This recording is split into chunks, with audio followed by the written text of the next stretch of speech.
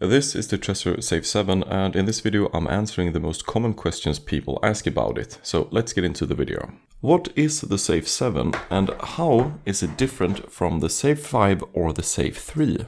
The Safe 7 is Trezor's top model. It's costing around $249, and the short version of what separates it from the other wallets is that it got Bluetooth, so it works wirelessly with iPhone and Android.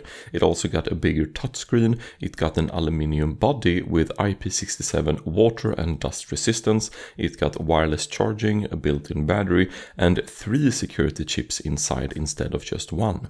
But if you want the full breakdown of all of these 3 models side by side, I made a video about that, comparing them, and I'll drop that video down in the description below. How many coins and blockchain networks does it support? The Trezor Suite app or program support the major blockchain networks, about 17, 18 or 19 of them or so. And on those networks we can choose between thousands of different coins, so for the most of us they have a lot more support than we would ever need here. However, there are many other newer wallets out there that have support for 30 or even 50 plus different blockchain networks, so Trezor is performing average on this aspect, I would say. What can I do inside the Trezor Suite program or app?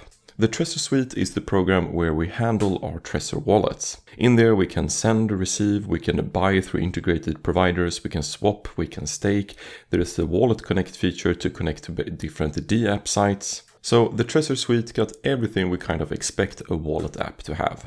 And it can be run on Windows, Mac, Linux, Android and iOS.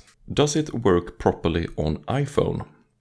Yes, and this is the biggest practical reason to pick the Safe 7 over the cheaper models. Bluetooth means full functionality on iOS, including setup, sending, and how you'd handle your device. Because with the Safe 3 and the Safe 5, they are USB-C only, and you can therefore only view your portfolio and receive funds, but you cannot sign transactions using them when you're using your iOS phone. That you can only do with the Safe 7.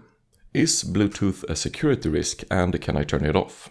I get this question a lot. Trezor have separated the Bluetooth module from the secure element chips, so there is no path for a Bluetooth connection to the chips where your private keys are being held, so there is no direct connection to anyone being able to take your funds from connecting or using it.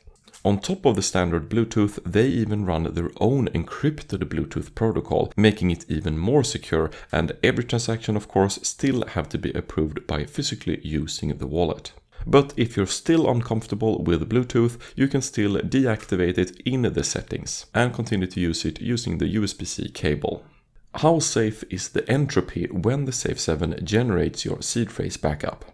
Trezor never relies on a single source of randomness. The Safe 7 mixes 256 bits of randomness from your computer or phone with randomness generated inside the device itself. It uses 4 independent sources, so even if one of them is compromised, the others still provide enough entropy.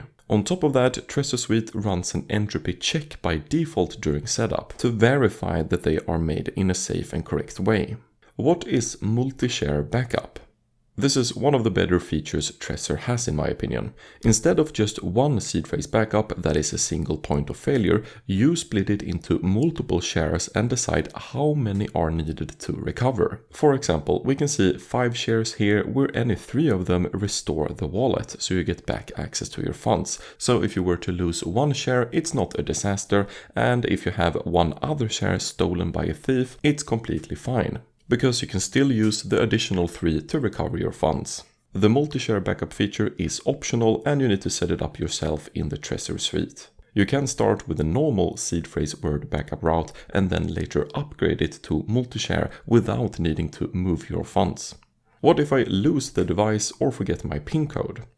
If you lose your Trezor device, your funds are still recoverable from using your seed phrase backup on a new Trezor wallet or any other wallet supporting the backup standard you chose. Whoever finds your Trezor device needs the PIN code to be able to enter it, and after 10 wrong attempts, the Safe 7 factory resets. If you forget your PIN code, there is no reset option. You need to wipe the device and restore it from using your seed phrase backup, and then you can set a new PIN code.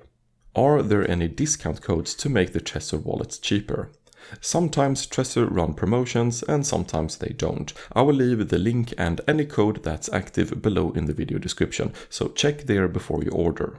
How long does the battery last and can I replace it?